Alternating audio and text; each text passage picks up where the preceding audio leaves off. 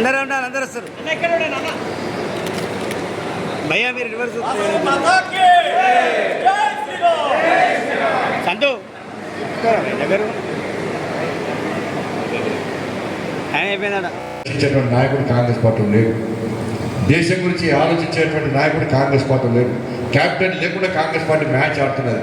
Captain లేకుండా match అయితే keeper మీదకి పోతాడు, ఫీల్డర్ మీదకి పోతాడు, బౌలర్ మీదకి పోతాడు, ఎటు ఓడు అదే పోతాడు అని కుక్కలు నింపిన విస్తరణ కాబట్టి ఇలా కాంగ్రెస్ పార్టీ పరిస్థితి అదే. కుక్కలు నింపిన విస్తరణ కానీ అభ్యర్థి లేనటువంటి పార్టీ కాంగ్రెస్ పార్టీ.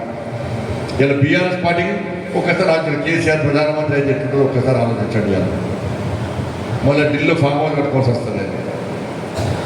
కాబట్టి ఇవన్నీ దేశ అభివృద్ధి గురించి, దేశం గురించి ఆలోచించేది కాదు. కాబట్టి నరేంద్ర మోడీ గారిని ప్రధానమంత్రి చేయాలని చెప్పి ఆలోచన కాబట్టి మీరందరూ మీరు నాకు ఓటేస్తే నేను పోయి నరేంద్ర మోడీ గారికి ఓటేస్తాను.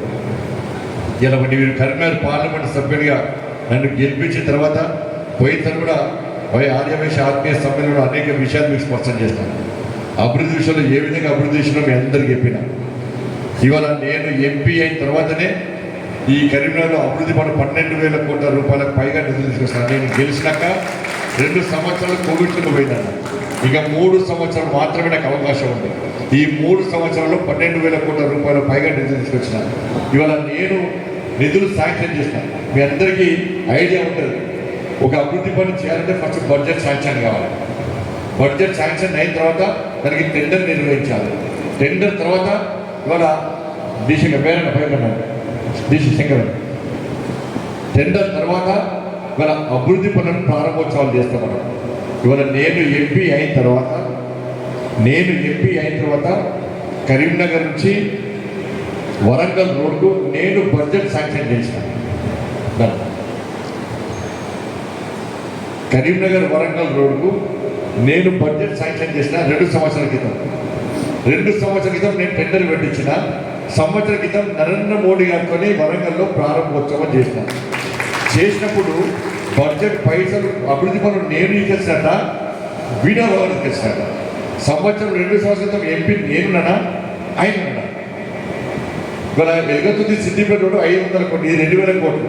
ఎలుగతుది సిద్దిపేట రోడ్డు 500 కోట్లు. నేను ఎంపీ అనక బడ్జెట్ శాంక్షన్ చేసిన, నేను ఎంపీ అనక టెండర్ నిర్వహించిన, నేను ఎంపీ అనక నరేంద్ర మోడీ గారితో నామోటో వేదికగా వర్చువల్ ద్వారా ప్రారంభోత్సవం నేను చేసినాను, ఆయన చేసిన అంటున్నాను. అలా ఆరోపి సేతుబంధన్ స్కీమ్ సంవత్సరం క్రితం స్టార్ట్ అయింది. గతంలో కేసీఆర్ పైసలు ఇవ్వడం ఇవ్వలేదు. నేను కేసీఆర్కి సంబంధించిన ఫైల్ మొత్తం ఢిల్లీ, తెలంగాణకు సంబంధించిన ఫైల్ మొత్తం ఆపిన ఢిల్లీలో. నువ్వు ఆరోపికి అప్రూవల్ ఇస్తేనే నేను నీ ఫైల్ శాంక్షన్ చేస్తానని చెప్పి నితిన్ గడ్కరీ గంటపదంగా చెప్పారు. కాబట్టి ఇలా కేసీఆర్ 2 సంవత్సరాల తర్వాత మొత్తుకున్నప్పుడు ఏమంటే 2 సంవత్సరాల తర్వాత నాకు అప్రూవల్ ఇచ్చింది. ఆరోపి కేంద్రం 20 కోట్ల రూపాయలు ఇచ్చింది, రాష్ట్ర ప్రభుత్వం 20 కోట్ల రూపాయలు, 100 కోట్ల ప్రాజెక్ట్, 80 కోట్లు రాష్ట్ర ప్రభుత్వం ఇవ్వాలి, 20 కోట్లు కేంద్రం శాంక్షన్ చేసింది. కానీ 2 సంవత్సరాలు కేసీఆర్ ఇవ్వకుంటే మన అదృష్టం వల్ల సేతు బంధన కొంత స్కీమ్ వచ్చింది. ఈ స్కీమ్ ఉద్దేశం ఏంటంటే నేషనల్ హైవేస్లో రోడ్ క్రాసింగ్ కావాలి. యాక్సిడెంట్స్ బాగా అవుతున్నాయి. ఆ శుభక పెద్ద సత్యం మీరు వెళ్ళిపోయారు అనుకున్నారు. దేశ సందర్భంలో యాక్సిడెంట్స్ అవుతున్నాయి. రాష్ట్ర ప్రభుత్వాలు సహకరిస్తలేవు బడ్జెట్ కోసం అని చెప్పి భావించి నితిన్ గారు కొత్త స్కీము సేతు బంధన మనకొచ్చి మొత్తం నిధులు కేంద్ర ప్రభుత్వం ఇస్తారు.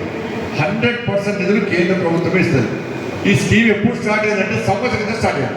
మరి సంవత్సరం క్రితం ఎంపీ ఎవరైనా మీరు గెలిపిస్తే బండి సంజయ్ ఇలా ఆయనే తీసుకొస్తాడు. 150 కోట్లు నేనే తీసుకొస్తాను. ఆయన ఇలా సిఆర్ఎం పైసలు నేను ఎంపీ నేను తీసుకొస్తే ఆయనే తీసుకొస్తాను. గ్రామీణ సడక్ పైసలు ఇంటర్లింక్ రోడ్ల కోసం నేను తీసుకొస్తే ఆయనే తీసుకొస్తాను. ఏం చేస్తాను నేను తీసుకొస్తాను. మరి ఆయన తీసుకొస్తే పోయినసారి ఎంపీగా పోటీ చేసిండే అప్పుడు కనీసం కరపత్రం ఎందుకు కొట్టించుకోలేదు? ఏమి చేయకుండానే అన్నీ చేస్తా అంటున్నాడు. ఆయన నిజంగా చేస్తే పోయినసారి కరపత్రం కొట్టించుకోవాలి కదా. నువ్వు నిజంగా చేస్తే పోయినసారి 89,000 ఓట్ల మెజార్టీతో నన్ను గెలిపిస్తాను, ఇది కూడా కొడుతుంది.